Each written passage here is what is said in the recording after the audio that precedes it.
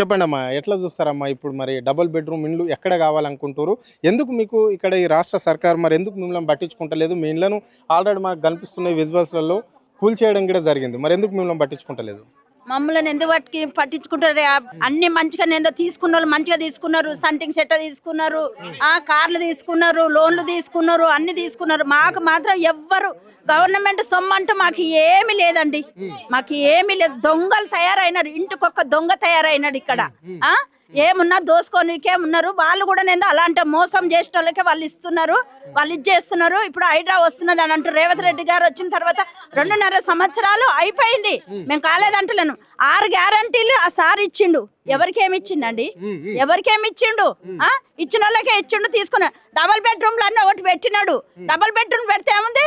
తల్లంట, పిల్లంట, గూనిదంట, గుడ్డిదంట వాళ్ళకే ఒక్కింటోడే మొత్తం తినుడు అంటే మరి ఇవతలాడు సంకనాకలనా వాడేమన్నా?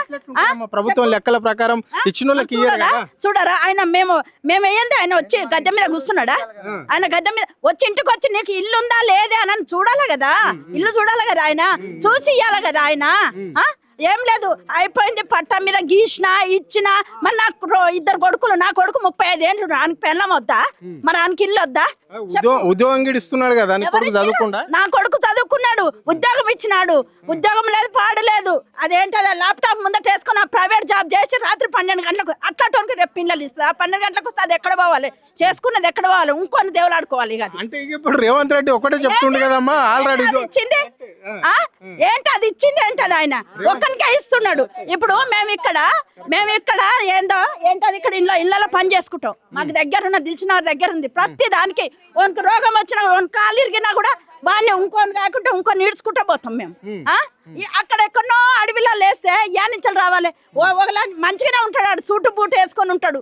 తాగుతాడా? వస్తావా అని అడుగుతాడు. మరి ఆనంటే పోవాలన్నా మొగనంటే పోవాలన్నా? ఎవరంటే వాళ్ళు మరి మేము చెప్పు అంత దూరాన్ని వేస్తే రోగం వచ్చే, నొప్పి వచ్చే.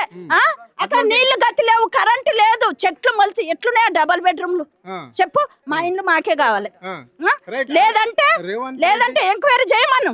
రేవంత్ రెడ్డి ప్రభుత్వంలో మహిళలకు పెద్దపీట వేస్తుండమ్మా, అలాంటి ఏం జరిగాయి? ఆయన పోలీస్ శాఖ ఇచ్చిండా?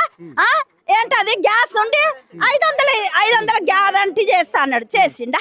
నేను మిషన్ కుడతా, 30 ఏళ్ల నుంచి కుడుతున్నా. 2 ఆపరేషన్లు అయినా. ఈయన నా అల్లుడికే గతి లేదు. ఇంకా నాకేడంగా తెచ్చినట్టు అయినది. ఇప్పటి వరకు ఒక మిషన్ గతి లేదు నాకు. ఒక మిషన్ ఏమిచ్చిండు? పెళ్లి చేసినావా మరి? అల్లుని పెద్ద పెద్ద చేసి 2 మన్మలు కూడా వర్షాలు అయినారు. ఏంది మా పరిస్థితి చెప్పు? నాకు ఇంతవరకు ఒక్క మిషన్ గతి లేదు. ఒక్క మిషన్ నాకు గతి లేదు. ఎట్లా మా పరిస్థితులు? ఇప్పుడు ఆయన ఎవరైనా నూకెట్ ఆయన వస్తానంటున్నాడు. ఇంత పెద్దగా ఉన్నది. ఏమేమి వస్తున్నాయి రేవంత్ రెడ్డి సర్కార్? మాకు వచ్చిన ఒక్కటి ఆయన ఎక్కిందంటే ఏం ఫలితం లేదు. ఆయన వచ్చిన ఒకటే, రాకున్నా ఒకటే. మాకు ఇంటి ఇస్తా అన్నాడు, డబుల్ బెడ్రూమ్ ఇస్తా అన్నాడు, 6 గ్యారెంట్ల. కారు లేదు, లలిత బంధు అన్నాడు. మేము లలితమే, మేము ఒక గరీబోళ్ళము ఉన్నాం కాబట్టి ఈ మూసిన ఒకటి ఉన్నాం. నాకు 2 బిడ్డలు, 1 కొడుకు. నేను కూరగాయలు అమ్ముకుంటే నా గతి, లేకపోతే లేదు. మా పరిస్థితికి ఇది. పొద్దుమూగితే కరెంటు ఉంటుంది, లేకుంటుంది. ఎవరికి ఫోన్ చేసినా కానీ వస్తారు, రారు. ఎన్నిసార్లు ఫోన్ చేసినా కానీ వాళ్ళకు ధర్మది రాదు. ఇది ఇట్లా చేసినాయమ్మా సార్. మీకు అందరికి నచ్చితే నచ్చినట్టు. ప్రజా ప్రభుత్వం ప్రజలకు అన్ని పథకాలు అందరికి అందుతున్నాయి అని చెప్తున్నాడు రేవంత్ రెడ్డి. దీన్ని ఎవరి వలకమను మా శాలివన్నాడుకు ఎవరు వలకమను. స్తంభాలు ఉన్నాయి, లైట్లు ఉన్నాయి, అవి ఉన్నాయి. ప్రతి అప్పుడు పోయినా కానీ ఫోన్ చేయాలి. ఆ ఫోన్ చేసి ఆమె ఏమంటది? నేను ఫోన్ చేస్తా కరెంట్ ఆఫీస్కు, ఆగుండి అప్పుడే వస్తారా మీ ఆప చుట్టాలా అంటది. మన గవర్నమెంట్ ఆలాప చుట్టాలా? మాకు అధికారం లేదా? మేము మంత్రంగా అమ్మా, మేము అమ్మాయి కొట్టలేమా? మాకు అధికారం లేదా? మేము గరీబులం, మేము అన్నం తింటలేమా? కూలినాలు చేసుకున్నాను తింటున్నాగా. ఎన్ని గజాలలో ఉంది నీకు ఇల్లు? 30 గజాల కింద లేదు. నా ఇంట్లోకి వచ్చి మళ్ళా వాళ్ళందరూ ఈ వచ్చేసారు. నీ ఇంటి దొరకపోతా నా పరిస్థితి ఏంది? నా భార్య చనిపోయింది. నాకు 2 బిడ్డలు, 1 కొడుకు. నా పేరు బాలరామ్. పెన్షన్ వస్తుందా మరి? పెన్షన్ లేదు, యాది లేదు. ఇప్పటికే గతి లేదు నాయన అంటే ఇక పెన్షన్ కాడికి పోయి ఆయన ఇస్తాడు కదా. యాడ ఇచ్చిండు? పోయి ఢిల్లీలో చేరిందంట. ఓకే ఆ. రైట్. మాకు ఇక్కడ అంటూ ఏది లేదండి. మేము చిన్న చిన్న పిల్లలప్పటి నుండి ఇక్కడనే పుట్టినాం, ఇక్కడనే పెరిగినాం, ఇక్కడే ఉన్నాం మేము. మేము ఈ ముషి ఒడ్డుకు మళ్ళీ ఇక్కడ అంతా మీరు చూడండి, మొత్తము ముషి ఒడ్డుకు ఏదో మాకు అసలు కనీసం ఇంత ఇప్పుడన్నా కొద్దిగా బెటర్ గా వాష్రూమ్ల కన్నా ఉంది, కానీ ఇంతకు ముందుకైతే మేము ఆ ముషి కిందికి జెంట్స్ లేడీస్ అంతా అందరం కలిసి ఒకే దగ్గరికి వెళ్ళేటోళ్ళం, చేసేటోళ్ళం. మాకు ఇక్కడ చాలా ప్రాబ్లం అయ్యేది ఉండే. అయితే కొద్ది రోజుల తర్వాతకి ఇక్కడ కాలనీ ఎమ్మెల్యే కాడికి అందరం కలిసి పోయి మాట్లాడి ఇట్లా సార్ అనేసి అంటే సరే కొంచెం కొంచెం మరి వాష్రూమ్లు అయ్యి అన్ని కట్టుకోండి అది ఇది అని అన్నారు. తర్వాత ఈ లోపల ఇక్కడికి వచ్చిన కట్టుకొని బెటర్గా ఉన్న తర్వాత ఇక అట్లనే అది కంటిన్యూ అయిపోయి ఇక్కడ లీడర్లు అని తెలిసి ఆ లీడర్లకు డబ్బులు ఇచ్చడం, ఇండ్లు వస్తున్నాయని చెప్పడం, ఇక్కడ కాలువలు పెట్టియాలి, స్తంభాలు ఎప్పియాలి, అది ఇదని ఆటికి గిట్ట డబ్బులే, ఇంటింటికి డబ్బులు వసూలు చేసుడే. ఇక్కడ అంతా మేము చేసుకొని బతికేదే ఇండ్ల పని, అంతంత మాత్రం చేసుకొని బతుకుతాం మేము. కన్న కాయ కష్టం చేసుకొని బతికేటోళ్ళం, చిన్న చిన్న పిల్లలు వేసుకొని ప్రతి ఒక్కరికి వచ్చి ఇక ఇది ఈ రోజు ఇది వస్తుంది దీనికి డబ్బులు కావాలంట, అది రేపు వస్తుంది దానికి డబ్బులు కావాలంట అనేసి చెప్పడం. మేము ఎన్నోసార్లు పోయి గిట్ట మేము మండల ఆఫీస్కి అక్కడిక్కడ పోయి మాకు ఇండ్లు కావాలి అది కావాలి అనేసి ఏది అడిగిన గిట్ట మమ్మల్ని పట్టించుకునే దిక్కే ఉండరు. ఇక్కడికి పోతే గిట్ట ఇక్కడ ఎమ్మెల్యే దగ్గరికి పోతే గిట్ట ఎమ్మెల్యే ఏమంటాడు, అక్కడ పలానా లీడర్లు ఉన్నారు కమ్మా వాళ్ళకి చెప్పినాం కదా మేము చెప్పినాక మీరు వాళ్ళతో మాట్లాడుకోండి అంటారు. వాళ్ళేమో డబ్బులు వసూలు చేయడం తప్ప మాకు ఏం న్యాయం చేసేది ఏముండదు, మాకు మా గురించి పట్టించుకునేది ఏముండదు. ప్రతి ఒక్క దానికి ఇక్కడ ఒక గవర్నమెంట్ గంక మేము పన్నులు కట్టినట్టు కడతాం ఆ లీడర్లకు. మరి వాళ్ళేమో ఇక్కడ ఇవ్వాలి అక్కడ ఇవ్వాలి, మండల ఆఫీసులు ఇస్తాం, మేము అన్న తింటున్నాం మీ సొమ్మని వాళ్ళు మాతోటి మేము అడిగితే ఆర్గ్యుమెంట్ చేస్తారు. కానీ ఇక్కడ మాకు న్యాయం జరిగింది అయితే మాకు ఏది ఉండదు ఇక్కడ ప్రస్తుతానికైతే. ఇక ఉంటే తినటం లేకపోతే లేదు.